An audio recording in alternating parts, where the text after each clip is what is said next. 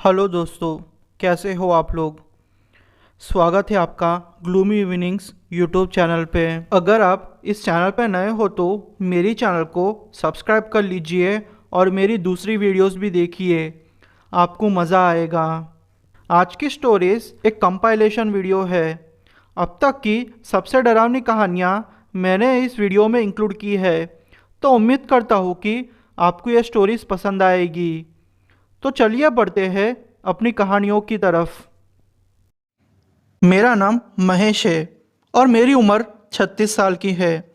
मैं पेशे से एक ट्रक ड्राइवर हूँ। मैं हरियाणा के एक छोटे से गांव से बिलोंग करता हूँ। मैं ग्लूमी इवनिंग्स को थैंक यू बोलता हूँ कि उन्होंने मेरी स्टोरी आप सब तक पहुँचाई। यह घटना मेरे पूरे परिवार के साथ घटी थी। इस घटना में मैंने अपने छोटे बेटे को खो दिया। इसकी शुरुआत अगस्त 2017 से हुई थी। तकरीबन 10 दिन तक यह घटना मेरे साथ घटी। हुआ यूँ कि एक दिन मुझे कोलकाता माल पहुंचाना था। मैं वैसे अपने असिस्टेंट बिंटू के साथ ट्रक चलाता था, पर बिंटू की पत्नी प्रेग्नेंट थी, तो थोड़े दिनों के लिए मुझे ही ट्रक चलाना पड़ा। मैंने कोलकाता में माल पहुंचाया। कोलकाता माल पहुंचाकर मैं अपने घर के तरफ निकल पड़ा। कोलकाता से बाहर निकल के मैं कच्चे रास्ते पर आया। रास्ता वैसे ठीक था, मतलब ठीक ठाक था। मैं अपनी ट्रक चलाते चलाते जा रहा था। मेरे ट्रक के सामने एक ऑटो थी।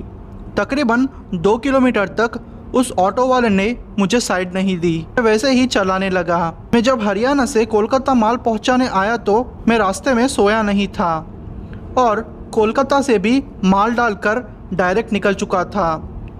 थोड़े सेकंड्स के लिए मेरी आंख हल्की सी लग गई। उतनी ही देर में मैंने मेरे सामने जा रहे ऑटो वाले को ज़रा सा ठोक दिया। मैंने तुरंत ब्रेक मारी और ऑटो वाले के पास गया। उस ऑटो में एक काले कलर की साड़ी पहने एक औरत थी। लगभग 60-70 साल की औरत होगी। उसके पास काला जादू करने का सामान था, क्योंकि जब एक्सीडेंट हुआ तो उसकी सारी चीज़ें बाहर गिर गई थी। उस ऑटो वाले ने मुझे पुलिस के पास जाने की धमकी दी। वो औरत मुझे ही घूर रही थी। मैंने थोड़ा गुस्से में ऑटो वाले पे चिल्ला दिया, क्योंकि उसने शराब पी थी। सोचा कि उसकी गलती निकालता हूँ। गलती से मैंने उस औरत को भी 2 बातें कह दी। शायद वो मेरे जिंदगी की बड़ी गलती थी। उस बुढ़िया ने एक लकड़ी जैसा मेरे सामने फेंका और बोली कि 10 दिन के अंदर तेरे साथ बहुत गलत होगा, तू भी कुत्तों की मौत मरेगा। मैं वैसे इन सब में मानता नहीं था। उस औरत को और गाली देके ऑटो वाले को 5,000 देके मैं अपने रास्ते निकल पड़ा, क्योंकि मैं नहीं चाहता था कि मैं ये पुलिस वाले मामलों में पड़ूं। मैं अपने घर पहुंच गया। मेरी पत्नी मुझसे कह रही थी कि क्या हुआ आपको, आप ऐसे क्यों चुप बैठे हैं। क्या बोलता मैं मेरी पत्नी को। वो पहला दिन था। उस दिन मुझे चक्कर आया। मेरे घर वाले मुझे हॉस्पिटल ले गए। डॉक्टर को कुछ भी समझ में नहीं आ रहा था। उस दिन रात को हम घर आए। रात का खाना खा के हम लोग सो गए। रात के 2 बजे मुझे किसी के फुसफुसाने की आवाज़ आई। मैं थोड़ा घबरा गया। मुझे नींद में अपने चेहरे पे औरत के बाल फील हो रहे थे। मैंने सोचा कि यह मेरी पत्नी होगी, पर नहीं।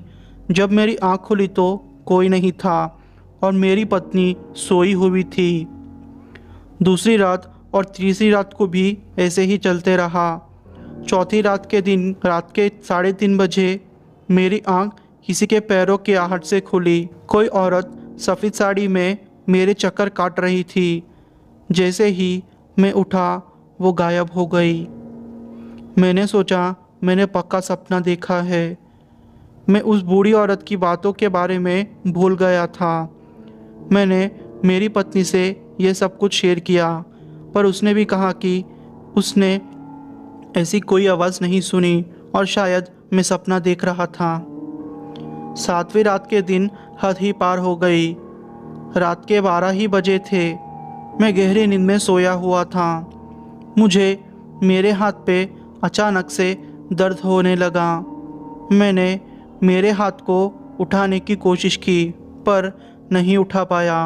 मैंने जब आँख खोली तो वही औरत मेरे छाती पर बैठकर मेरा गला दबा रही थी। मैं ज़ोर ज़ोर से चिल्लाना चाहता था पर मेरी आवाज़ नहीं निकल रही थी। अचानक से वो गायब हो गई। मेरी जान में जान आई। अगले दिन देखा तो मेरे बॉडी पे नाखूनों के निशान थे और मेरी बॉडी इतने दिनों से सूख रही थी। अब मेरे घर वाले सीरियस हो गए थे। जब मैंने उनको उस औरत के बारे में बताया तो वो शॉक हो गए। अब तो उन्होंने बोला कि बाबा के पास जाते हैं। हम गए थे पर बाबा ने कहा कि ये मेरे बस का नहीं है। यहाँ से 40 किलोमीटर दूर है वो जगह। सिद्ध बाबा ही इसका निवारण कर सकते हैं। मैं, मेरी पत्नी और मेरे 2 बच्चों को लेकर ट्रक से ही उस जगह पर जाने को निकल गया क्योंकि मेरे मामा वहीं रहते थे। सोचा बच्चों को वहीं छोड़ के सिद्ध बाबा के पास चला जाऊंगा। हम तकरीबन 10 किलोमीटर आगे गए होंगे कि मेरा ट्रक अचानक बंद पड़ गया। मैं नीचे उतरकर देखना चाहता था पर मेरी पत्नी ने मना कर दिया। मेरे बच्चे भी अब डरने लगे थे। क्या करे, उतरकर देखना तो था। नीचे उतरकर देखा तो ट्रक में कुछ खराबी नहीं थी। एकदम से मुझे किसी औरत के हंसने की आवाज़ आने लगी। वो आवाज़ एकदम से ज़्यादा हो गई। मेरी बीवी बच्चे अब रोने लगे थे। मुझे लगा मैंने बड़ी गलती कर दी। वो औरत एकदम से मेरे सामने आई। उसको देख के मैं डर गया। मेरी बीवी उसको देख के बेहोश हो गई। मेरे बड़े लड़के ने उसे देखा और वो डर कर भागने लगा। मेरा छोटा लड़का 6 साल का था। वो उसको देख के वहीं ठहर गया। वो औरत ने मुझे कुछ किया जिससे मैं बेहोश हो गया। जब मेरी आँख खुली तो मैंने देखा कि मेरे छोटे लड़के की लाश मेरे सामने पड़ी है और मेरे बीवी और बड़ा बच्चा वहाँ खड़े होकर रो रहे थे। हम दिल पे पत्थर रख के मेरे बेटे की लाश को लेकर बाबा के पास गए। उन्होंने झाड़ फूँक करके बोला कि वो औरत ने तुम्हारे पीछे एक चुड़ैल को छोड़ दिया था। जब तक वो किसी को मारती नहीं तब तक वो नहीं जाती। उसकी बलि तुम्हारा बेटा चढ़ गया। आपसे यही कहना चाहता हूँ कि आप कहीं भी बाहर जाइए तो ध्यान रखिए, ऐसा किसी से लड़िए मत। क्या पता उस इंसान की वजह से आपकी पूरी ज़िंदगी ही बदल जाए। केरला के एक छोटे गांव का रहने वाला हूँ। मेरी उम्र 45 साल की है और मैं पेशे से एक ट्रक ड्राइवर हूँ। ट्रक ड्राइव करना जितना मुश्किल है उतना ही डरावना। मेरे साथ 3-4 भूतिया घटना घट चुकी है।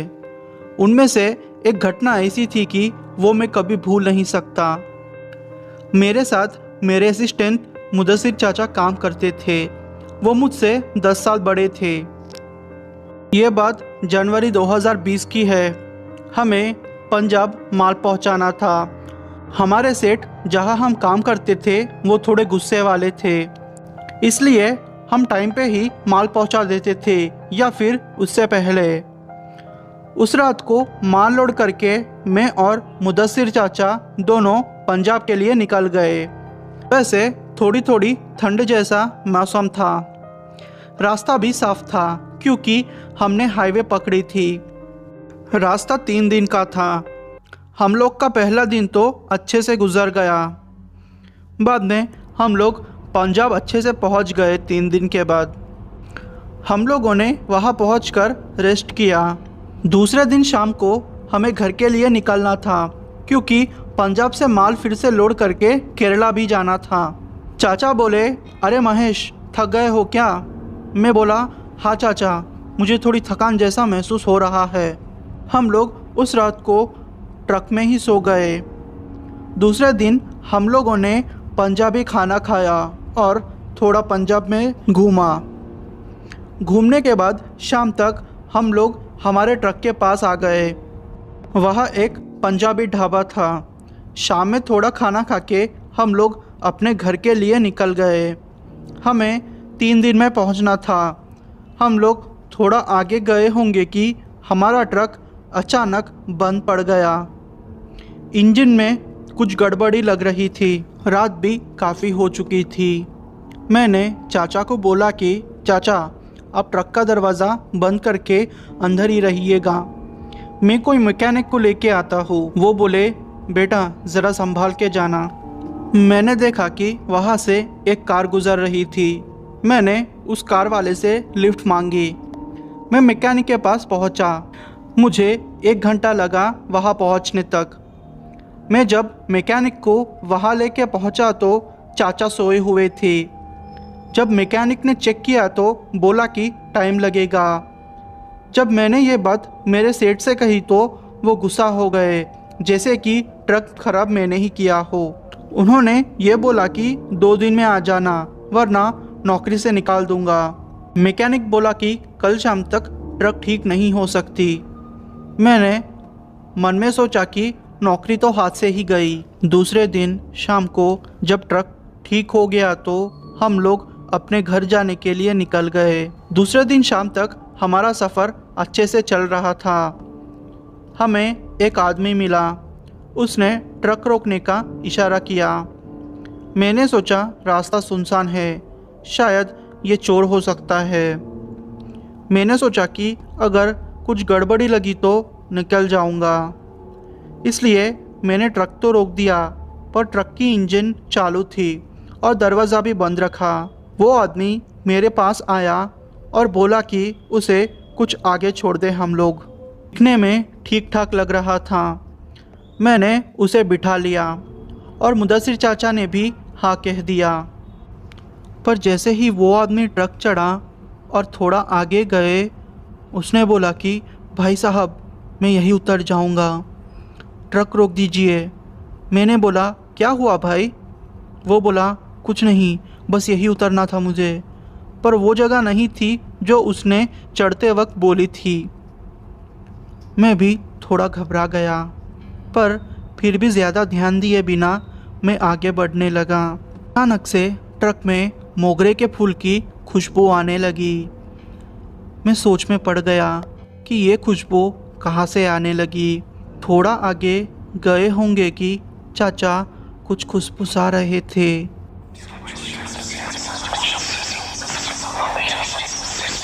और अचानक उनकी आवाज़ बदल गई। मैंने ट्रक रोक दिया। मैं जंगल जैसे इलाके में आ गया था। चाचा ने बोला कि नीचे उतर। मैंने सोचा चाचा मजाक कर रहे होंगे। मैं भी नीचे उतर गया। जब नीचे उतरकर मैंने चाचा के पैर को देखा तो मैं घबरा गया। चाचा के पैर उल्टे थे। वो देख के मैं डर गया। मैं सोच में पड़ गया कि आज क्या होगा मेरा। मुझे लगा कि आज तो मैं मारा जाऊंगा। वो चुड़ैल थी जो चाचा के रूप में थी, तो फिर चाचा कहाँ थे? मैं ये सोच के पागल हो रहा था। वो चुड़ैल अब अपने रूप में आ चुकी थी। वो दिखने में बहुत डरावनी थी। वो ज़ोर ज़ोर से हंसने लगी।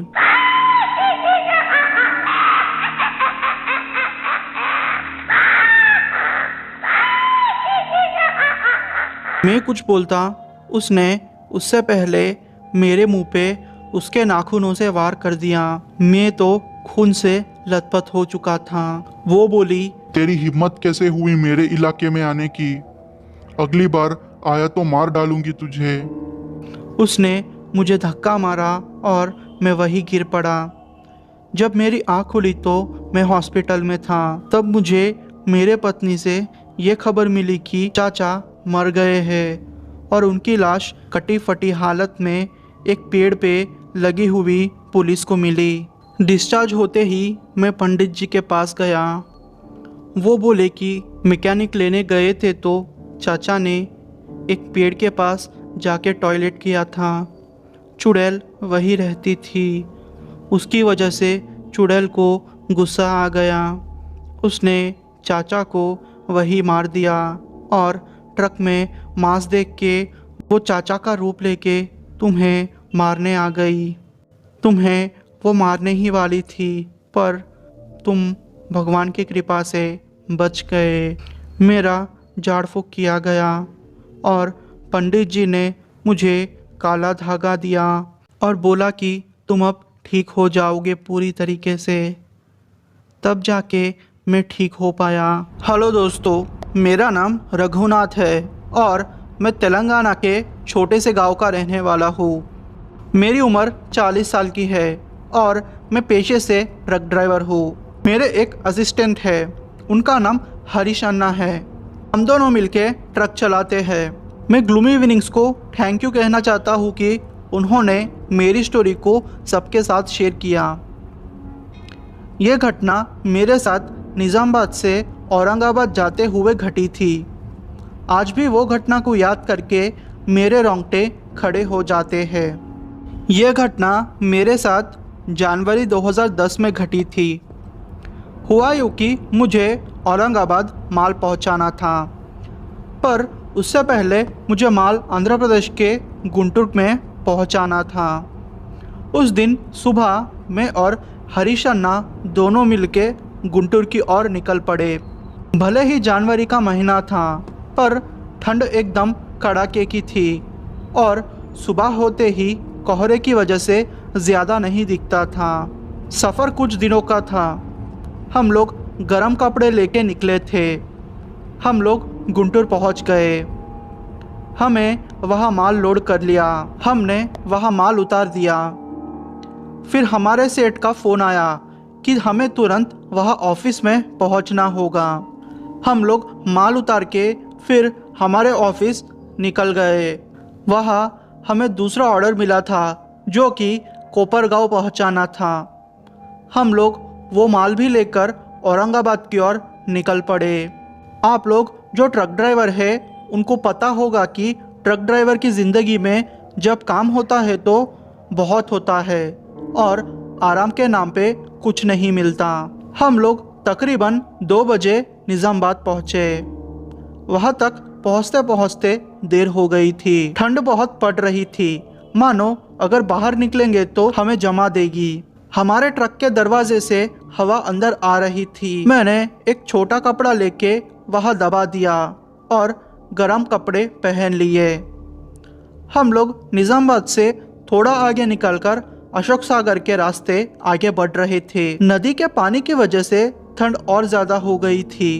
अगर आपको पता हो तो ये इलाका एकदम पहाड़ी और जंगली टाइप का है और पता नहीं उस दिन गाड़ी के नाम पे रोड पे इक्का दुक्का गाड़ियाँ ही चल रही थी। हम लोग वहाँ से थोड़ा आगे गए। मस्जिद क्रॉस करके 2 किलोमीटर आगे गए होंगे कि हमें कोई गाड़ी रोकने का इशारा कर रहा था। पास जाने पर पता चला कि वो एक औरत है। वैसे वो इलाका सेफ था। कुछ डर लगने जैसा वहाँ कुछ भी नहीं था, तो चोर चकारी जैसा कुछ दिमाग में नहीं आया। वो औरत गोद में बच्चा लेकर रोकने का इशारा कर रही थी। हमने सोचा सुनसान इलाका है, शायद अपने पति से झगड़ा करके आई होगी। मतलब ऐसे ही तुक्का लगा रहा था मैं। हरीश अन्ना की एज 60 साल के ऊपर की थी। उन्होंने बोला कि गाड़ी रोक दे। मैंने गाड़ी रोकी। वो औरत बोली कि उसके बच्चे की तबीयत बहुत ख़राब है और उसे हॉस्पिटल पहुंचाना होगा। वैसे मैं इस रास्ते में बहुत बार आ चुका हूँ, पर हॉस्पिटल जैसा कुछ मुझे पता नहीं था। मैंने सोचा खैर होगा कहीं अंदर। वो बोले कि हम उसे थोड़ा आगे छोड़ दे। हमने उसे बिठा लिया। सोचा अकेली औरत है, आधी रात में कहाँ जाएगी। वो औरत मेरे और हरीश अन्ना के बीच में बैठ गई थी। उस औरत के बॉडी से कुछ अलग ही बदबू आ रही थी। पता नहीं, कुछ अलग ही सड़ी हुई बदबू थी। मैंने सोचा शायद खेत में काम करती होगी, इसलिए बदबू आ रही होगी। हम लोग आगे बढ़ने लगे। हम लोग तकरीबन 6-7 किलोमीटर गए होंगे कि थोड़ा जंगली और पहाड़ी इलाके जैसा कुछ आया। वो औरत बोली कि हम लोग गाड़ी साइड में रख दे। मैं बोला कि बहन जी, यहाँ कोई भी हॉस्पिटल नहीं है, आप यहाँ रोकने को क्यों कह रहे हो। वो बोली कि उसे बाहर जाना है। मैं समझ गया कि शायद इसको वॉशरूम जाना होगा। हरीश अन्ना कुछ इशारों में मुझे कहने का ट्राई कर रहे थे, पर मैं समझ नहीं पाया। एक तो ठंड बहुत थी और ऊपर से दरवाज़ा खोलना बंद करना, इसमें ठंड और ज़्यादा लग रही थी। वो बोली कि भाई साहब, मेरे बच्चे को आप पकड़ना, मैं अभी थोड़ी देर में आती हूँ। हम लोगों ने ट्रक थोड़ा रोड के नीचे उतार कर रोक दिया। मैं कड़ाके की ठंड में नीचे उतरा और उस औरत का बच्चा पकड़ लिया। इलाका बहुत ही डरावना था, ऊपर से ठंड और अंधेरा बहुत था। उस दिन शायद चांद भी नहीं था। वो औरत को गए अब 10 मिनट हो चुके थे। वो कहीं झाड़ियों में अंदर चले गई थी। मैंने हरीश अन्ना को कहा कि अन्ना, इस औरत को गए बहुत टाइम हो गया है। ये बच्चा हमें थमा के ये औरत कहाँ चली गई होगी, कुछ लफड़ा तो नहीं होगा ना। अन्ना बोला, नहीं रे, चिंता मत कर, जाके देख वहाँ पे वो औरत है या नहीं। अगर नहीं रही तो हम लोग पुलिस को फ़ोन कर देंगे। मैं सोचा अगर मैं जाऊंगा तो कैसा होगा, क्योंकि इन चक्करों में मैं फंसना नहीं चाहता था। पर फिर भी क्या करता, मैं चले गया। वो बच्चा भी शांति से सो रहा था। अन्ना को वही ट्रक में छोड़कर मैं चले गया। मैं झाड़ियों में अंदर जाता ही गया, पर मुझे वो औरत कहीं नहीं दिखाई दी। मैं तकरीबन 1 किलोमीटर अंदर गया होगा। वो बच्चा भी जा गया था और अलग ही हंसी हंस रहा था। आप लोग इमेजिन कर सकते हैं कि एक जंगली इलाके में मैं अकेला और ऐसी बच्चे की हंसी में आपकी हालत क्या होगी। मुझे अब डर लग रहा था। वो बच्चे का वज़न भी अब बढ़ गया था। मैं वहीं बैठकर उस औरत का इंतज़ार करने लगा। मैं ऐसे ही इंतज़ार करते करते 15 मिनट हो गए थे और अचानक मेरे कंधे पे किसी ने हाथ रख दिया। मेरी धड़कनें अब तेज़ हो गई थी। वो एक चुड़ैल थी, क्योंकि उसके बहुत बड़े बाल थे, आँखों की जगह गड्ढे थे। वो ज़ोर से हंसी।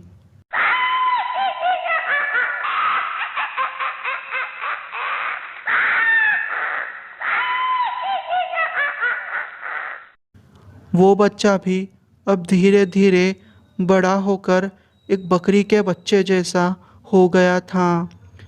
मैं बहुत ही डर गया। मैं ज़ोर से चिल्लाया और भागने लगा।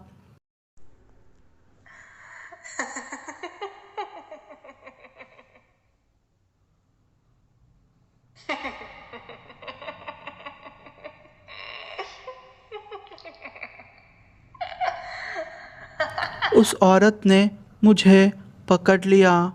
मेरे तो होश ही उड़ गए।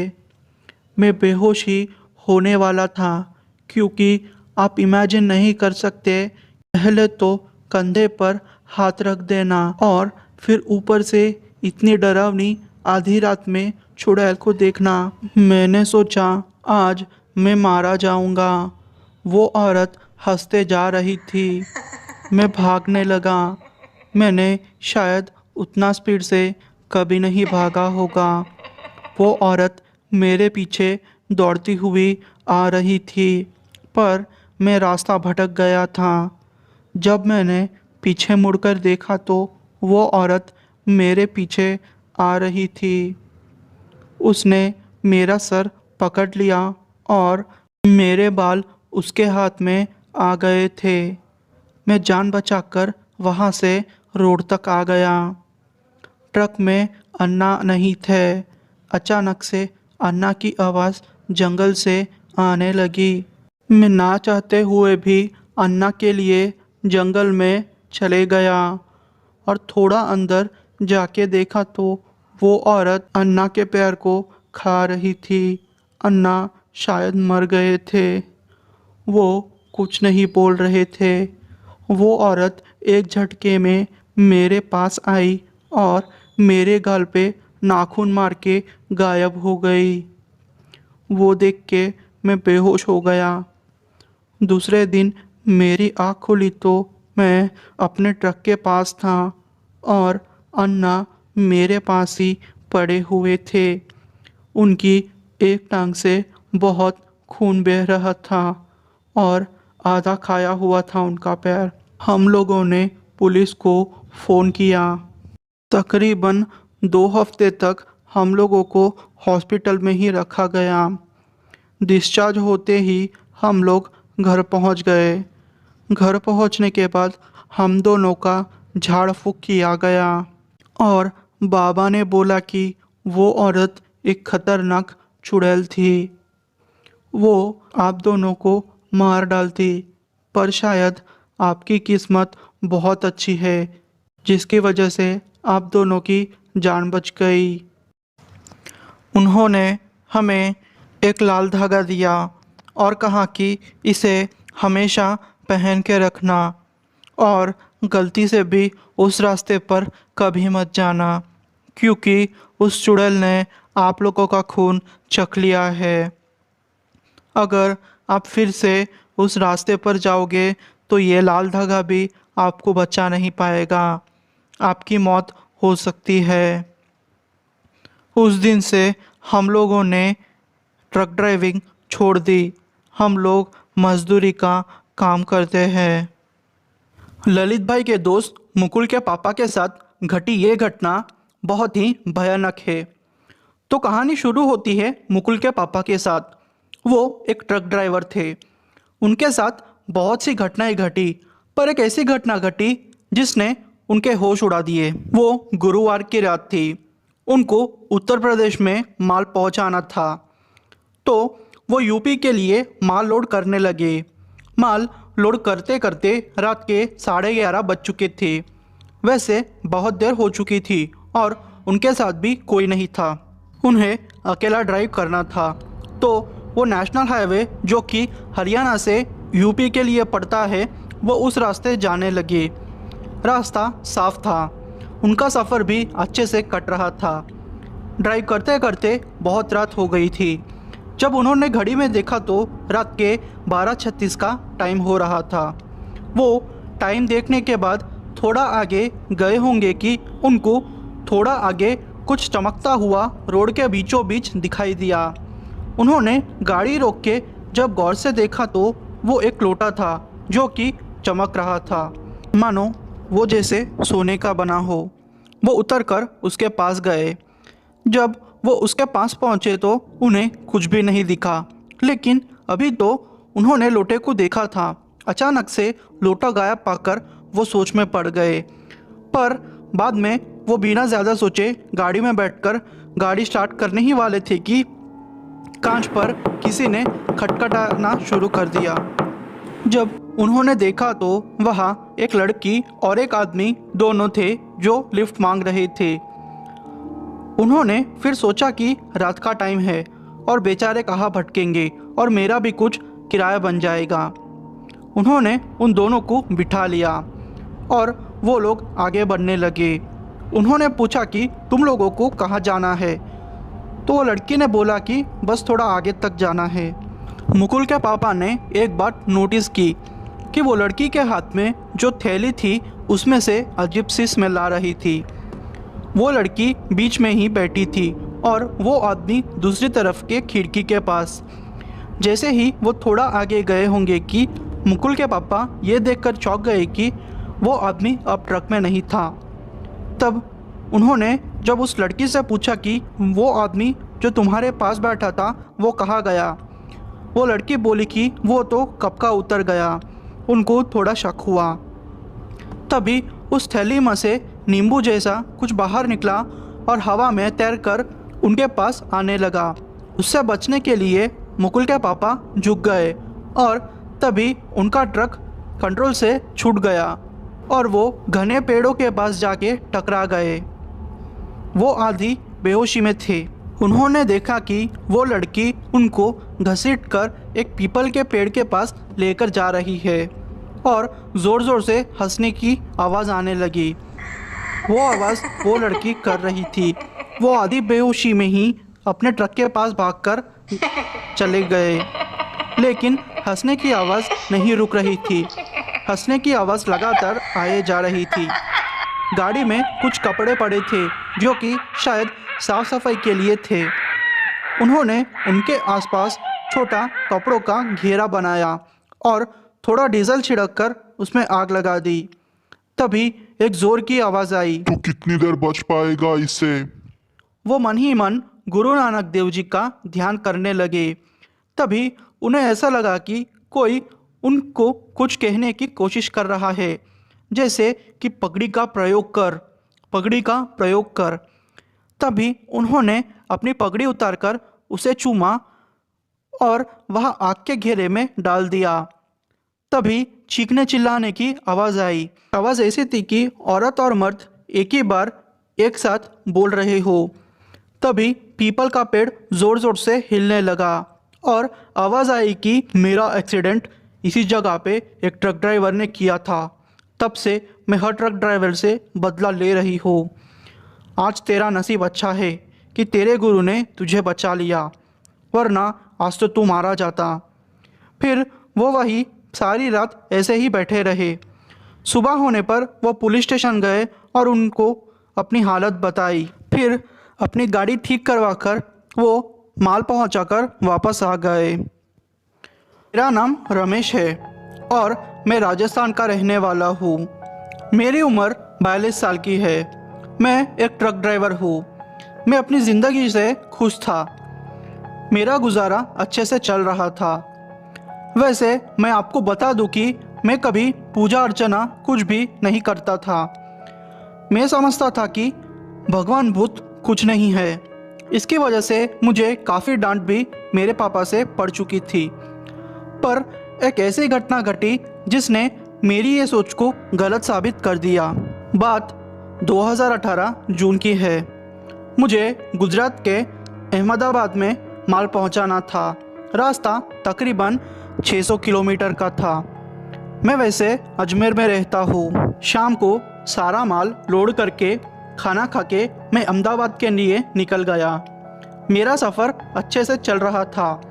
मैं अकेला ही था मेरे ट्रक में। सब कुछ शांत था।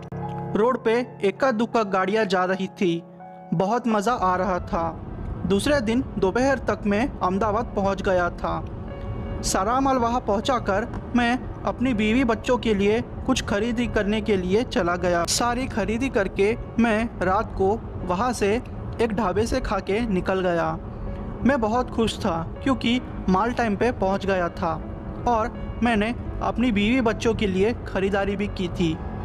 मैं बस जल्दी से पहुंचना चाहता था। मैं शायद जंगल के इलाके में पहुंच गया था गाड़ी चलाते चलाते।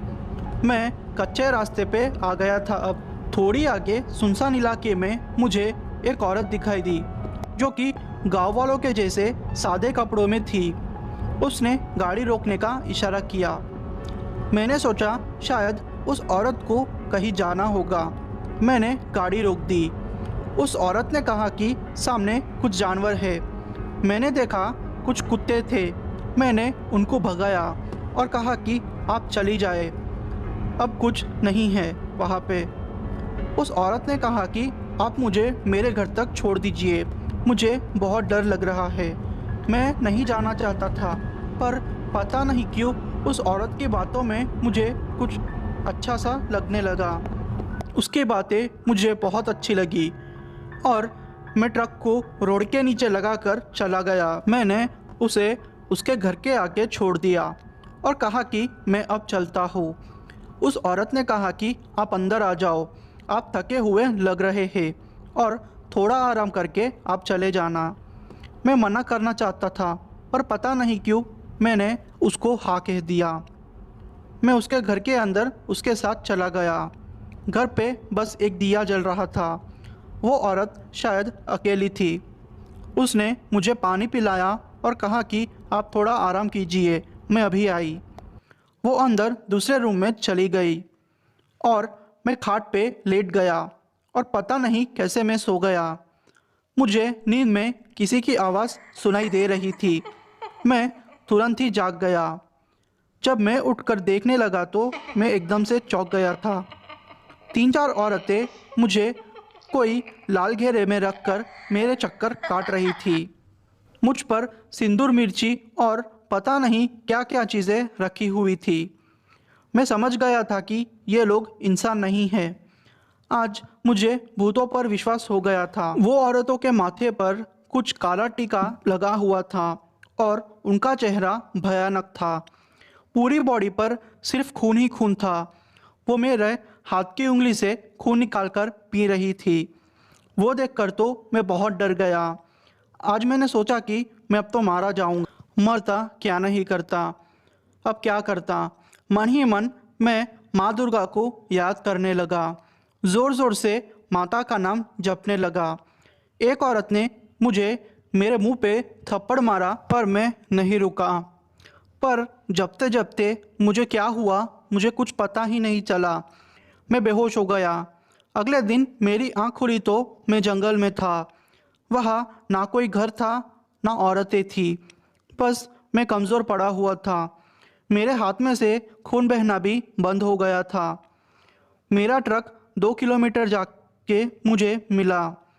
इलाज करा के घर पहुंच के मैं सीधा एक बाबा जी से मिला। उन्होंने मुझे देख के ही कहा कि वो औरतें तुम्हारे जैसे मर्दों को फंसाकर मार के अमर बनना चाहती थी, पर माता रानी ने तुम्हें बचा लिया। मैं बच गया था।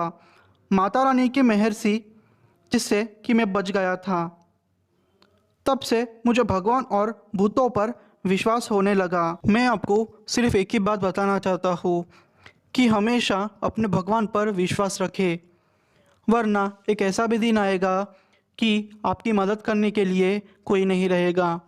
श्रद्धा होनी चाहिए बस। मेरा नाम विनोद है और मेरी उम्र 32 साल की है। मैं दिल्ली का रहने वाला हूँ। मेरे दोस्त का नाम राजेश है। हम दोनों बचपन के दोस्त थे। पढ़ाई पूरी नहीं हो पाई, इसलिए हम लोगों ने कुछ काम ढूंढने का सोचा। मेरे पापा ट्रक ड्राइवर थे। उनसे हमने ट्रक चलाना सीखा था। पिछले बहुत सालों से हम उनसे ट्रक चलाना सीख रहे थे। मेरे पापा की उम्र हो चुकी थी, तो अब ट्रक को मैं और राजेश संभालने लगे। राजेश शिवजी का बहुत बड़ा भक्त था। उसने शिवजी की मूर्ति ट्रक में रखी और रोज़ाना पूजा करता।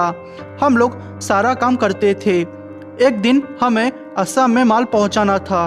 रास्ता लंबा था, पर क्या करें, हमें जाना ही था। यह बात दिसंबर 2018 की है। सर्दी का मौसम था और अंधेरा भी जल्दी हो जाता था।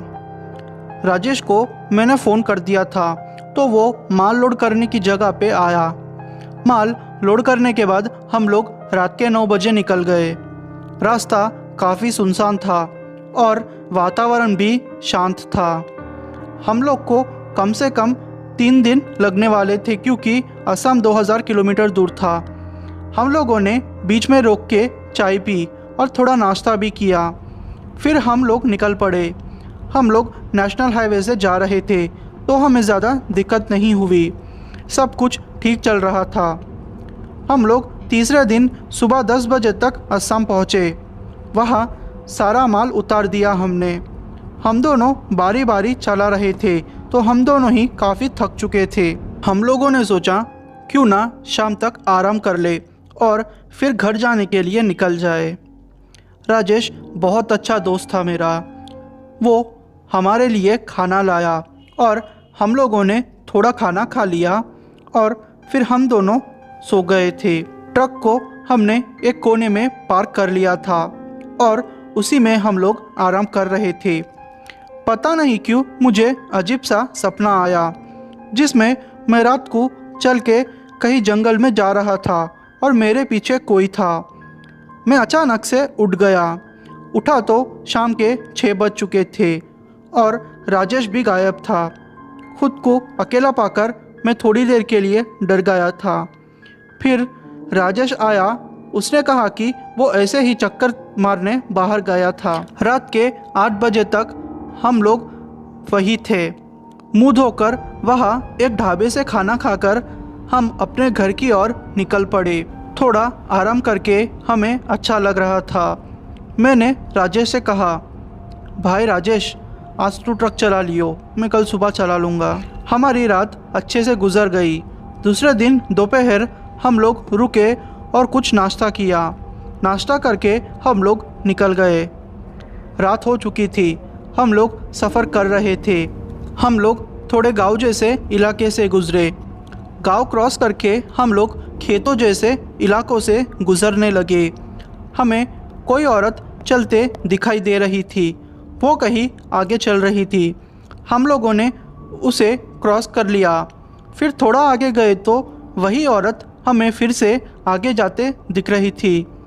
हमें गड़बड़ लगी। हम स्पीड से आगे बढ़ने लगे। कुछ दूर जाके हमारा ट्रक अचानक बंद पड़ गया। हम लोग थोड़ा घबरा गए क्योंकि ट्रक की सर्विसिंग थोड़े दिन पहले करवाई थी। मैंने राजेश से बोला कि भाई तू यहीं बैठ यार, मैं देखता हूँ क्या है। मैं नीचे उतरकर देखने लगा। नीचे उतरते ही मुझे घुंघरू की आवाज़ सुनाई देने लगी। हल्की सी हंसने की आवाज़ आ रही थी। जब मैंने राजेश से पूछा कि तुम्हें कुछ सुनाई दिया क्या राजेश, तब उसने बोला कि मुझे कोई भी आवाज़ नहीं सुनाई दी। तभी एक औरत आई। उसका शरीर धीरे धीरे बदल रहा था। मैं डर गया था। वो एक चुड़ैल थी क्योंकि उसके पैर उल्टे थे। उस औरत ने मेरा गला पकड़ लिया। राजेश ने उस औरत को देखा और तुरंत ही मेरी मदद करने के लिए नीचे उतर गया। उसने चुड़ैल को धक्का देने की कोशिश की पर उस चुड़ैल ने राजेश को ही दूर फेंक दिया। अब वो चुड़ैल मेरे गले को काट रही थी और मेरी पीठ पे खरोंचे लगा रही थी। राजेश उठ के आया और शिवजी का नाम लेकर उसने उस चुड़ैल को धक्का मार दिया। राजेश मुझे उठाकर ट्रक के अंदर लेके जा रहा था पर उस चुड़ैल ने राजेश के पैर को काट लिया और उस पैर का मांस खा लिया। वो देखने में बहुत भयानक था। वो औरत ने मुझे सर पे मारा। मैं अधमरा हो गया था। राजेश शिव की मूर्ति लेके मेरे पास आया। वो चुड़ैल हमसे दूर जा रही थी।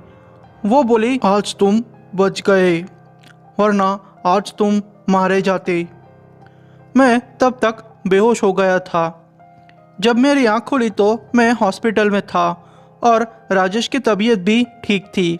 बाद में राजेश से पूछा तो वो बोला कि तुम्हारे बेहोश होने के बाद मैं ट्रक चला के पास के हॉस्पिटल आ रहा था और वो चुड़ैल ट्रक के पास हमारा पीछा कर रही थी।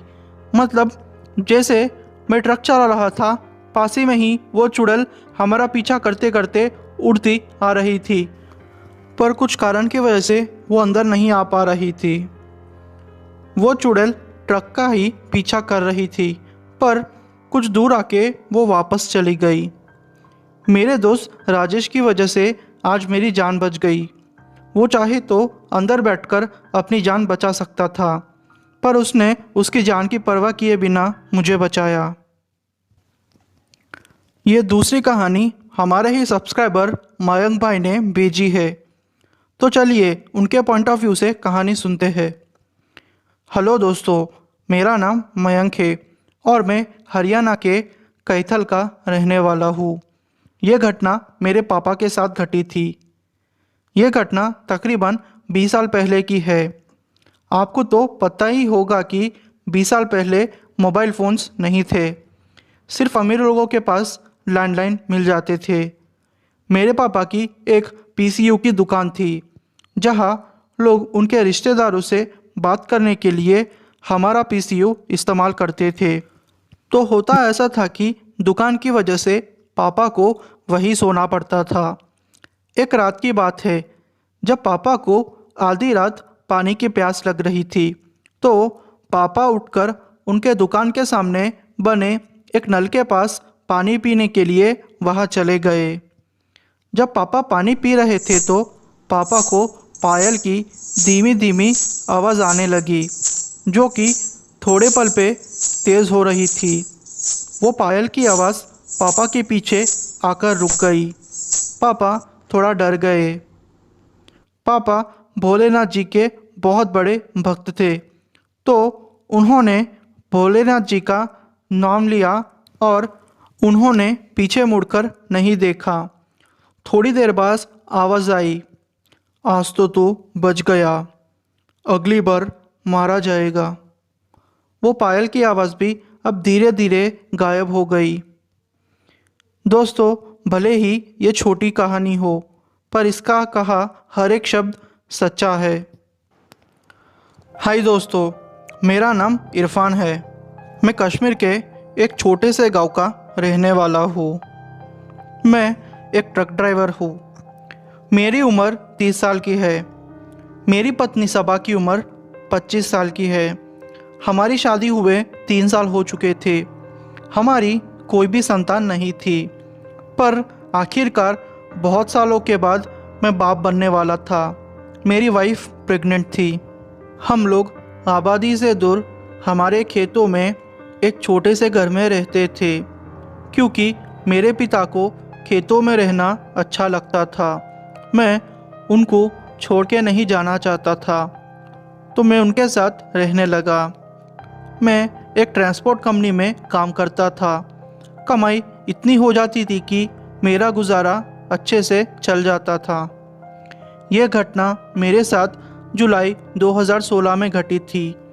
हुआ यूँ कि किसी कारण से मेरे अम्मी पापा को उनके किसी रिलेटिव्स के घर जाना पड़ा। मम्मी तो मेरे पत्नी के साथ ही रहना चाहती थी, पर मैंने कहा कि मैं संभालूंगा, आप चले जाए। बहुत फोर्स करने पर वो लोग चले गए। पहले 3-4 दिन तो सब ठीक रहा। मैं भी जल्दी काम से आ जाता था, पर अब डिलीवरी का टाइम नज़दीक था तो मैंने छुट्टी ले ली। और वैसे भी ट्रक को धोना था, तो मैंने सोचा कि क्यों ना मैं ही वॉश कर दूँ।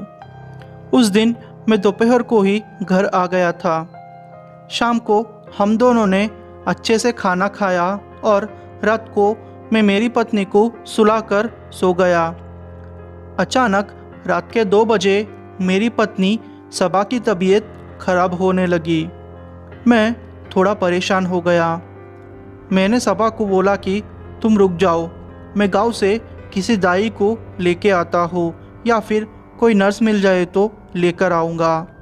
पर सबा बोली कि इतना वक्त नहीं है। ना चाहते हुए भी मुझे मेरी पत्नी को ट्रक में किसी भी तरह बिठाकर गांव जाने को निकलना पड़ा। रास्ता वैसे ठीक था, बीच में मेरी पत्नी की तबीयत बहुत ख़राब हो गई थी। मैं डर डर के ट्रक चला रहा था। बीच में मुझे कोई बुढ़िया जाती हुई दिखाई दी। वो बुढ़िया मुझे रोकने का इशारा कर रही थी। हमारे घर से गांव का रास्ता 5-6 किलोमीटर है, तो मैंने सोचा कि यह बुढ़िया गांव की होगी। अगर मैं इसे बिठा लूँगा तो मेरी पत्नी की कुछ मदद हो जाएगी। मैंने ट्रक से नीचे उतरकर उस बुढ़िया को सब बताया। उस बुढ़िया ने मुझे अलग नज़रों से देखा।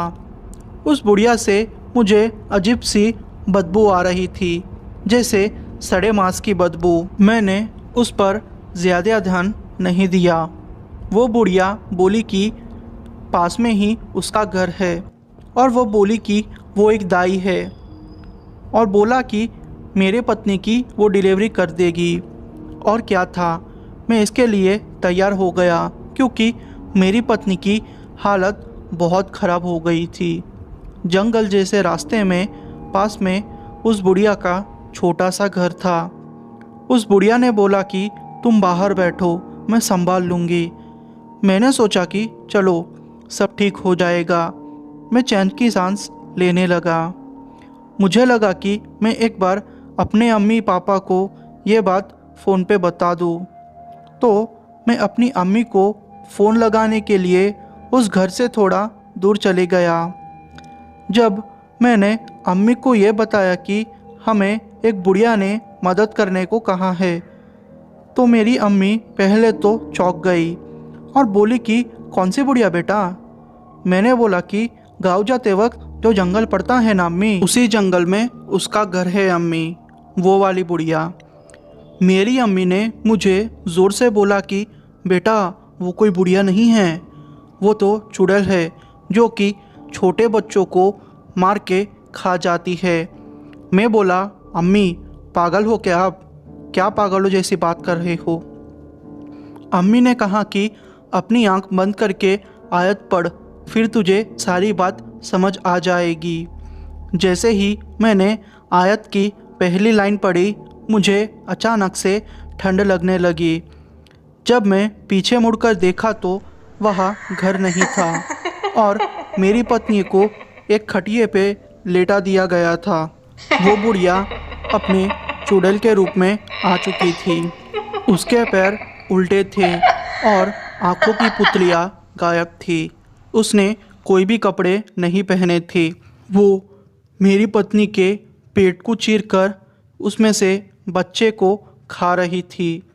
मैंने आयत पढ़ना शुरू कर दिया। वो औरत मेरी पत्नी से तो दूर चली गई, पर मेरे बच्चे को आधा खाकर वो फेंक के चली गई। जाते टाइम वो ज़ोर से बोली, आज तुझे तेरे अल्लाह ने बचा लिया है, आज बच गया तू और तेरी पत्नी भी, अगली बार मारे जाओगे। मेरी पत्नी बेहोश हो चुकी थी। मैंने आयत पढ़ के उसे जगाने की कोशिश की। उसको मैंने सब कुछ बताया कि कैसे उस औरत ने हमारे बच्चे को मार डाला। सबा का बहुत सारा खून बह चुका था। मैंने उसे अपने कंधे पर उठा के गांव तक चलते गया और डॉक्टर साहब को दिखाया। सबा तो ठीक हो गई, पर हमारा बच्चा अब इस दुनिया में नहीं रहा। मेरी बेवकूफ़ी की वजह से आज मैंने अपने बच्चे को खो दिया। मेरी पत्नी ने मुझे अपने बच्चे को खोने का कसूरवार ठहराया। करता भी तो क्या मैं, मेरी मजबूरी थी। आज हमारी एक बेटी है, पर पहले बच्चे को खोने का गम अभी भी मुझे है। पता नहीं यह गम मुझे कब तक पीछा करता रहेगा। मैंने इस गम के वजह से खुदकुशी करने की भी कोशिश की, पर नासफल रहा। मैं उड़ीसा के राउरकेला का रहने वाला हूँ। मेरी उम्र 42 साल की है। मैं पेशे से एक ट्रक ड्राइवर हूँ। मेरा वक्त ज़्यादातर बाहर ही निकलता था। मैं पूरे इंडिया में ट्रक चला चुका हूँ। मैं जिस ट्रांसपोर्ट कंपनी में काम करता था वो नेशनल परमिट वाली थी। बात 2010 की है, जब मुझे चेन्नई माल पहुंचाना था। मैं मेरे असिस्टेंट मुकेश के साथ था। हम दोनों पिछले 15 सालों से साथ काम करते थे। वैसे वो मेरा पड़ोसी था। हम लोग माल लोड करके सुबह के 11 बजे चेन्नई की ओर निकल पड़े। मुझे सफ़र करना अच्छा लगता था। रास्ता एकदम साफ था। छोटे छोटे पहाड़ों को देखकर मज़ा आ रहा था। सफ़र 1300 किलोमीटर का था, तो टाइम तो लगने वाला ही था। इसलिए हमने ये डिसाइड किया कि 5-6 घंटे मैं चलाऊँगा और 5-6 घंटे मुकेश चलाएगा। इससे कि एक पर ज़्यादा दबाव नहीं पड़ेगा और आराम भी हो जाएगा। हम लोग 2 दिन के सफ़र के बाद चेन्नई पहुंच गए। मुझे साउथ वालों का नाश्ता करना बहुत पसंद था। मैं अपने ट्रक को वहां पर रखकर मुकेश के साथ एक साउथ की अच्छी सी नाश्ते वाली होटल में गया। मैंने अच्छे से खाना खाया। हम लोग फिर रात को अपने घर उड़ीसा के लिए निकल गए। उड़ीसा पहुंचते ही हाईवे पर किसी का एक्सीडेंट हो रखा था।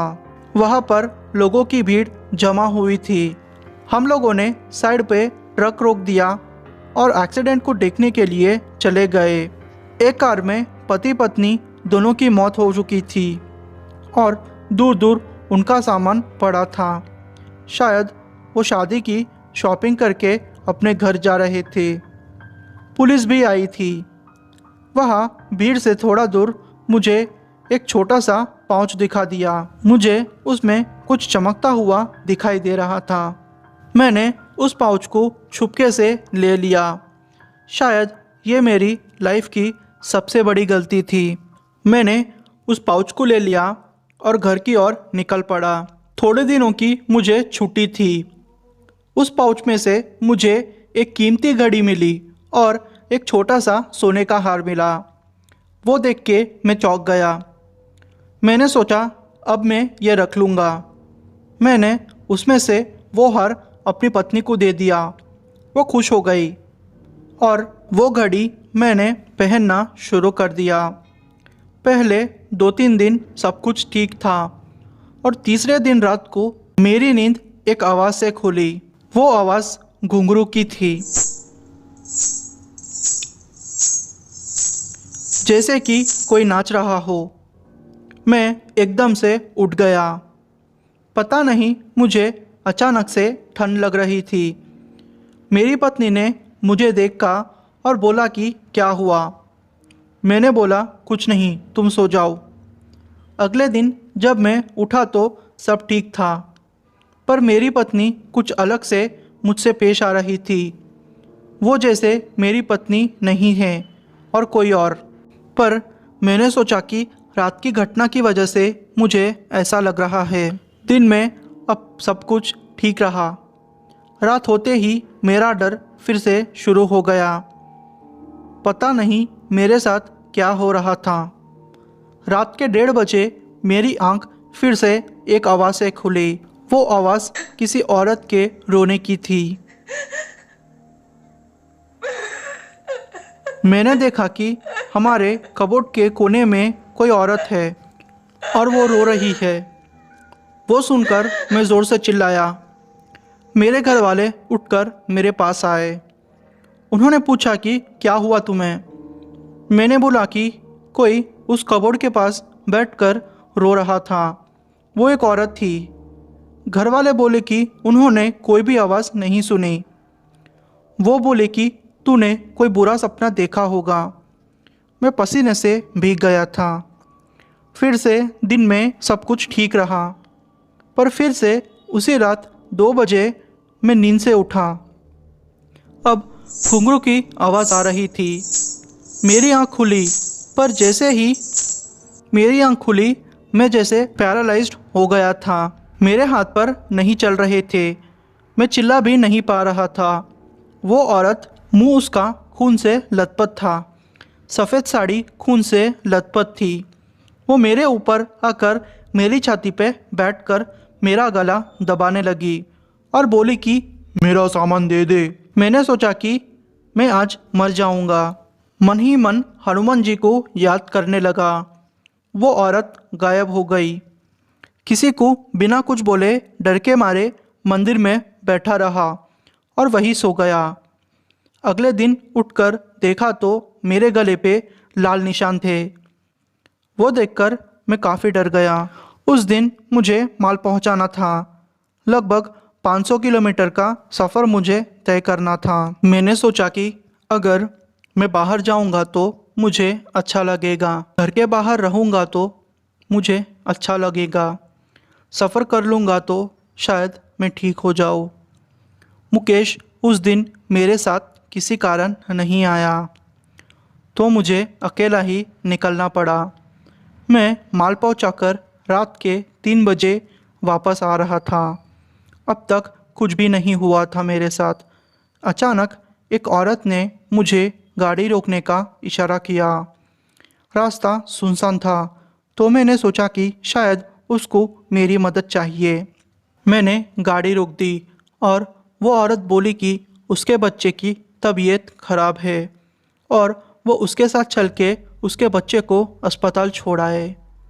मुझे उस पर तरस आ गया और मैं नीचे उतर गया। थोड़ा जंगल में अंदर जाके वो औरत अचानक रुक गई और वो जब पीछे मुड़ी तो हंस रही थी। अब तो वो ज़ोर ज़ोर से हंस रही थी। वो औरत वही थी। उसने बोला, मेरा सामान दे दे वरना मारा जाएगा। मैंने बोला, कौन सा सामान? वो औरत ने मुझे मेरे सर पे मारा। मैं वही बेहोश हो गया। थोड़ी देर में मेरी आंख खुली तो मैं अपने ट्रक के पास था। खून बहुत बह रहा था मेरे सर से। मैं अस्पताल जाने के लिए ट्रक चलाने लगा। अचानक से वो औरत मेरे ट्रक के अंदर अंधेरे में मेरे पास आई और उसी में मेरा स्टीयरिंग कंट्रोल से छूटा और मैं वही पेड़ के पास जाके टकरा गया। मेरा एक्सीडेंट हो गया, पर शायद किसी ने मुझे बचा लिया। वो कोई लंबा सा आदमी था। मैं अधमरा था। मुझे सर पे टांके आए और थोड़े दिनों तक मैं अस्पताल रहा। पंडित जी से पूछने पर पता चला कि उस दिन जो पति पत्नी की मौत हुई थी, तुमने उस पौच को चुरा लिया था। उसकी वजह से वो तुम्हारे पीछे पड़ गई। अब मैंने झाड़ फूँक कर दिया है, सब कुछ ठीक हो जाएगा। उस घड़ी और उस हार को दूर जाकर लाल कपड़े में दफना के आना, सब कुछ ठीक हो जाएगा। उस दिन हनुमान जी ने तुम्हारी जान बचाई, वरना तुम मारे जाते और शायद तुम्हारी लाश कभी मिलती ही नहीं। तब से मैंने कसम खा ली कि मैं ऐसी चीज़ें कभी रास्ते से नहीं उठाऊंगा। मेरी बहुत बड़ी गलती थी। मैंने गलती की थी और उसका फल मुझे मिल गया। मेरा नाम विकास है और मैं उत्तराखंड का रहने वाला हूँ। मेरी उम्र 45 साल की है और मैं पेशे से एक ट्रक ड्राइवर हूँ। मैं पिछले 10 साल से ट्रक चला रहा हूँ। मेरे असिस्टेंट का नाम मोहसिन अली है। वो काफ़ी बुजुर्ग है। उनकी उम्र 65 साल के करीब होगी। उनको चाचा करके ही मैं बुलाता था। इससे पहले कि मैं अपनी स्टोरी स्टार्ट करूं, मैं ग्लूविनिंग्स को थैंक यू बोलूँगा। उन्होंने मेरी स्टोरी का वीडियो बना के आप सबको सुनाया। ये बात मार्च 2012 की है। हम जिस कंपनी के लिए काम करते थे, उसको बहुत बड़ा ऑर्डर मिला था। हमें 4 अलग अलग स्टेट माल पहुंचाना था। मैं और मोहसिन चाचा बहुत खुश थे इस ऑर्डर से, क्योंकि हमें भी काफ़ी अच्छे पैसे मिलने वाले थे। हम लोगों को एक ऑर्डर केरला में, दूसरा ऑर्डर हरियाणा, तीसरा ऑर्डर गुजरात और चौथा ऑर्डर असम का मिला था। हम लोगों को हर बार अलग अलग ऑर्डर लेना था, क्योंकि ये हमारी कंपनी ने हमें कहा था। चाचा की कोई संतान नहीं थी। वो मुझे अपने बेटे जैसा मानते थे। उनके घर में बस उनकी पत्नी रहती थी। बात करें मेरे परिवार की, तो मेरे 2 बच्चे थे। हम लोग हमारे परिवार को बोल के वहाँ से निकल गए। पहला ऑर्डर केरला से था, तो हम लोग रात को निकल गए। रास्ता तकरीबन 3000 किलोमीटर का था और हमें टाइम भी लगने वाला था। हम लोग रात के 8 बजे ही माल लोड करके निकल गए। रास्ता साफ था, कोई प्रॉब्लम नहीं थी हमें। हम लोगों ने 1 हफ्ते में काम खत्म कर दिया और फिर घर आ गए और बाकी काम हमने 10 दिनों में ही खत्म कर दिए। हम लोग काफ़ी थक गए थे, पर क्या करें, हमारा आखिरी ऑर्डर असम के लिए था। यहाँ से माल लोड करके फिर से वहाँ से माल लोड करके उत्तराखंड पहुँचना था। हम लोग रात के 10 बजे निकल गए। रास्ता 2200 किलोमीटर का था। हमारी बॉडी जैसे चूर हो चुकी थी, पर क्या करते, काम पूरा करना था। हम लोग असम पहुँच चुके थे। गर्मी का मौसम था। गर्मी से हाल बेहाल था हमारा। हम लोग असम पहुँचे और वहाँ सामान पहुँचाया। हमें अच्छा लग रहा था, क्योंकि ये आखिरी ऑर्डर था। पिछले कई दिनों से बिना ब्रेक लिए हम लोग बहुत काम कर रहे थे। चाचा बोले, विकास बेटा, आज मैं बहुत खुश हूँ। अल्लाह के रहम से काम पूरा हो गया। बस अल्लाह करे हम लोग जल्दी घर पहुँच जाए। मैं बोला, चाचा सही कहा आपने, बस भगवान की कृपा से हम लोग जल्दी पहुंच जाए। माल लोड करने में टाइम लगने वाला था। वो दूसरी जगह से सामान लोड करके हम लोग एक ढाबे से खाना खा के मैं और चाचा दोनों घर के लिए निकल गए। मैं और चाचा गाते हुए रास्ता काट रहे थे, क्योंकि हमें पता था कि अब घर जाके पैसे अच्छे मिलेंगे और थोड़े दिन तक काम भी नहीं रहेगा, मज़ा आ जाएगा। हम लोग काफ़ी आगे निकल चुके थे, सब कुछ ठीक था। चाचा ने कहा कि उन्हें बाथरूम जाना है। हम लोग जंगल जैसे इलाके में पहुंच गए थे। मैंने ट्रक को वही साइड की ओर रोक दिया। चाचा बॉटल लेकर नीचे उतर गए। वो वही थोड़ी दूर एक पेड़ के पीछे चले गए। मैंने सोचा क्यों ना नीचे उतरकर यहाँ वहाँ चक्कर लगाऊं। वैसे भी चाचा को देर लगने वाली थी, तो सोचा कि थोड़ी खुली हवा खा लूं। मैं रोड से उतरकर कच्चे रास्ते जाने लगा।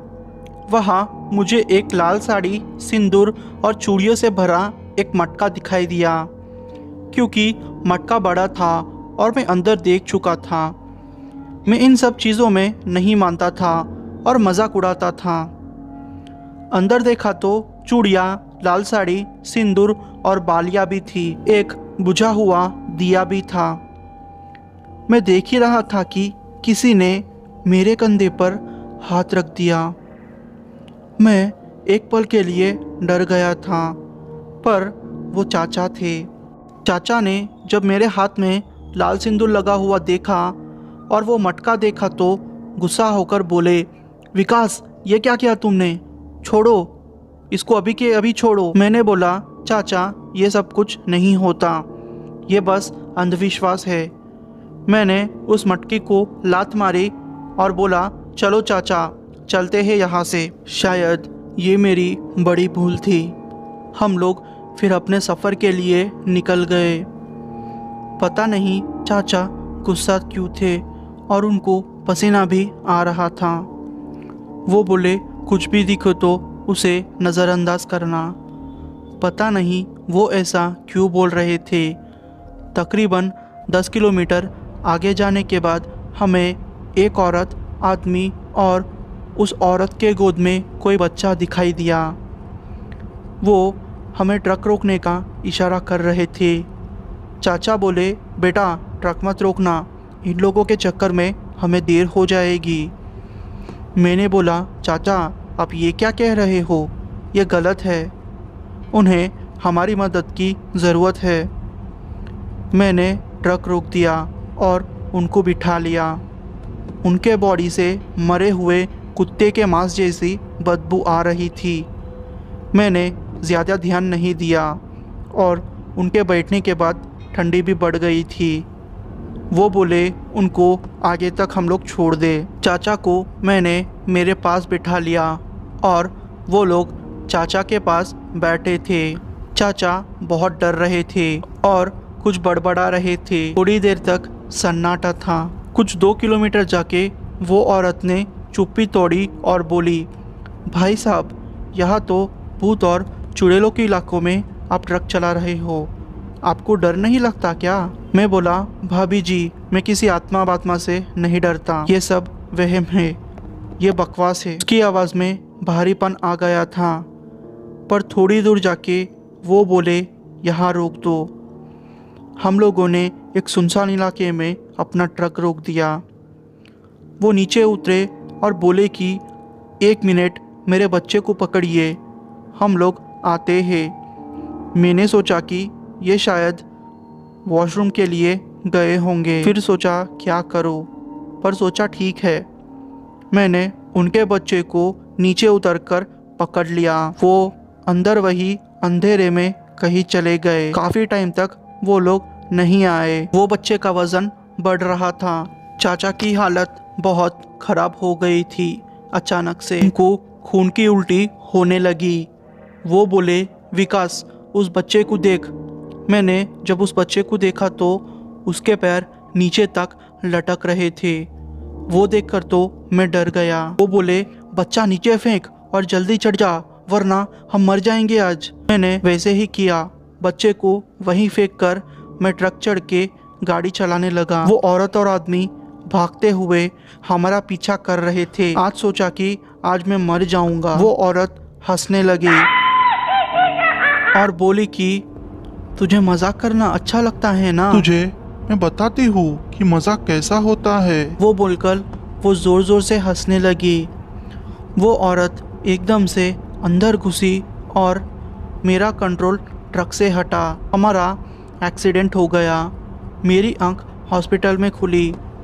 तब पता चला कि चाचा कोमा में हैं और मेरी हालत सीरियस थी। 2 महीने तक चाचा को होश नहीं आया। फिर एक दिन चाचा को होश आया और फिर हम लोग 3 महीने तक वही रहे। 3 महीने के बाद हम लोग डिस्चार्ज हुए। तो मेरा नाम जसपाल सिंह है और मैं पंजाब का रहने वाला हूँ। ये घटना मेरे साथ पिछले साल नवंबर में घटी थी। मेरे साथ और एक घटना बहुत पहले घटी थी जो कि मैंने आपके साथ पहले ही शेयर की थी। खैर, बात करें इस घटना की तो मुझे गुजरात में कुछ माल लोड करने जाना था। इस बार मेरे साथ मेरा नया असिस्टेंट खुशवंत था, क्योंकि मेरे पुराने असिस्टेंट के साथ क्या हुआ है आपको पता है। हम दोनों फिर गुजरात के पाटन माल लोड करने के लिए चले गए। माल लोड करने के बाद हम लोग पंजाब की ओर वापस निकलने लगे। रास्ते में हमें एक ढाबा मिला। हम लोगों को वैसे बहुत भूख लगी थी, तो मेरे असिस्टेंट खुशवंत ने कहा कि पाजी चलो कुछ खा लेते हैं, मुझे भूख लगी है। मैंने भी फिर खुशवंत से कहा कि हाँ भाई, मुझे भी भूख लगी है, चलो खा लेते हैं। हम लोग फिर ढाबे में खाना खा के वापस अपने घर की ओर निकल पड़े। रास्ता एकदम सुनसान था। आपको भी पता है लॉकडाउन का समय था, ज़्यादा ट्रैफिक भी नहीं था। मैं फिर 4 घंटे ड्राइव करते करते थक चुका था। वैसे मुझे नींद तो आ रही थी, पर मैंने सोचा कि अभी सो जाऊँ उससे अच्छा है कि और 1 घंटा ड्राइव कर लेता हूँ। आगे जाके वैसे भी एक ढाबा आने वाला है, वह गाड़ी साइड में रोक दूंगा और फिर सो जाऊंगा। मैं फिर आगे बढ़ने लगा। हम लोग अब जंगल जैसे इलाके में आ चुके थे। वहाँ कोई भी गाड़ी हमें दिख नहीं रही थी, सिर्फ इक्का दुक्का गाड़ियाँ, वो भी कार्स दिख रही थी। थोड़े ही आगे गए होंगे कि मुझे एक औरत ने ट्रक रोकने का इशारा किया था। सच बोलूँ तो मुझे डर लग रहा था, क्योंकि पिछली बार जो घटना मेरे साथ घटी थी उस घटना से मैं थोड़ा सहम गया था। पर फिर भी मैंने सोचा कि शायद इस औरत को मदद की ज़रूरत होगी, क्योंकि उसने गाँव वालों जैसी साड़ी पहन रखी थी। मैंने फिर वहाँ अपनी ट्रक रोक दी। उस औरत ने कहा कि हम उसे थोड़ा आगे छोड़ दें, क्योंकि उसके बच्चे की तबीयत बहुत ख़राब है। अब उसके बच्चे का नाम सुनते ही मुझे उस पर दया आ गई। मैंने सोचा कि चलो ठीक है, कोई बात नहीं, वाहेगुरु अपने साथ है, जो भी होगा देखा जाएगा। खुशवंत ने भी कहा कि पाजी कोई भी गड़बड़ नहीं है, इस औरत को हम बिठा लेते हैं। तो हुआ यूँ कि हम लोगों ने उस औरत को बीच में बिठा लिया था। हम लोग फिर थोड़ा आगे बढ़ने लगे। उस औरत ने कहा कि थोड़ा आगे जाके एक छोटा सा घर आता है, वहाँ डॉक्टर साहब रहते हैं, तो अब हमें उस डॉक्टर के पास छोड़ देना। मुझे अब तक सब कुछ ठीक लग रहा था, ऐसा कुछ भी नहीं लग रहा था जिससे कि मुझे कोई डर लगे। हम लोग फिर आगे बढ़ने लगे। थोड़ा आगे जाके हमें एक छोटा सा घर दिखाई दिया। उस औरत ने कहा कि आप यहीं रोक दीजिए। फिर हमने हमारी ट्रक वहीं रोक दी। उस औरत ने कहा कि मैं डॉक्टर साहब को बुला लाती हूँ, प्लीज़ आप थोड़ी देर रुकिए, मुझे डर लग रहा है। मैंने फिर सोचा कि वैसे भी आधी रात है, कहाँ इस औरत को अकेले छोड़ते जाएंगे। वो औरत फिर उस घर के अंदर चले गई। तकरीबन आधा घंटा हो चुका था। वो औरत उस घर के अंदर से वापस नहीं आई। वो देख के मैं थोड़ा डर चुका था। अब मुझे थोड़ी चिंता होने लगी थी। मैंने सोचा कि कहीं उस डॉक्टर ने तो इस औरत के साथ कुछ गलत तो नहीं कर दिया। मेरे मन में बहुत सवाल आ रहे थे। फिर मैंने नीचे उतर के उस घर में जाने का सोचा। मैं फिर उस घर में चला गया। मैं उस घर में गया तो मुझे वो घर अच्छी हालत में नहीं दिखा। वो घर अब खंडर हो चुका था। सच बोलूँ तो मैं समझ चुका था कि ये चक्कर क्या है। मैं भागा भागा अपने ट्रक में चढ़ा और फिर अपनी ट्रक लेके आगे बढ़ने लगा। पर अचानक से वो औरत हमारी ट्रक की स्पीड को मैच करते हुए हमारे पीछे उड़ते हुए आने लगी। मैं अब समझ चुका था कि हमारे साथ कुछ ना कुछ गलत होगा। इससे अच्छा मैं वाहिगुरु का नाम लूँ और आगे बढ़ने लगूँ। थोड़ा आगे जाके वो औरत अचानक से गायब हो गई। मुझे लगा कि वो औरत ने हमारा पीछा करना छोड़ दिया है, पर शायद मैं गलत था। वो औरत अचानक से हमारे ट्रक में बैठ गई, मतलब कि वो उड़ते हुए हमारे बीचों बीच आ चुकी थी। सच बोलूँ तो वो नज़ारा बहुत डरावना था। मेरे रोंगटे खड़े हो चुके थे। मैं चिल्लाने लगा, मैं ज़ोर ज़ोर से वाहिगुरु का नाम लेने लगा। वो औरत के पैर उल्टे थे। मुझे बहुत डर लग रहा था, पर मैंने इस बार कोई बेवकूफ़ी नहीं की। ज़ोर ज़ोर से वाहिगुरु का नाम लेने लगा। जैसे ही मैंने वाहिगुरु का नाम ज़ोर ज़ोर से लेना शुरू कर दिया, वो औरत अचानक से चिल्लाई और एकदम से गायब हो गई। मुझे बहुत डर लग रहा था, पर इस बार भी मेरा एक्सीडेंट हो गया था। मैं नीचे गिर गया था, पर इस बार हम दोनों में से किसी को ज़्यादा चोट नहीं लगी थी। ये तो वाहिगुरु का आशीर्वाद था कि हम लोग बच गए थे। पिछली बार जैसा हमारे साथ नहीं हुआ था। हम लोग फिर वही पूरी रात पड़े रहे और दूसरे दिन सुबह होते ही हम लोगों ने मदद बुलाई और फिर घर पहुंच गए। अगर आप जसपाल भाई की पहले वाली स्टोरी सुनना चाहते हो तो कमेंट बॉक्स में लिंक मैंने दे दी है, आप वहां से उनके पहले वाली स्टोरी सुन सकते हो।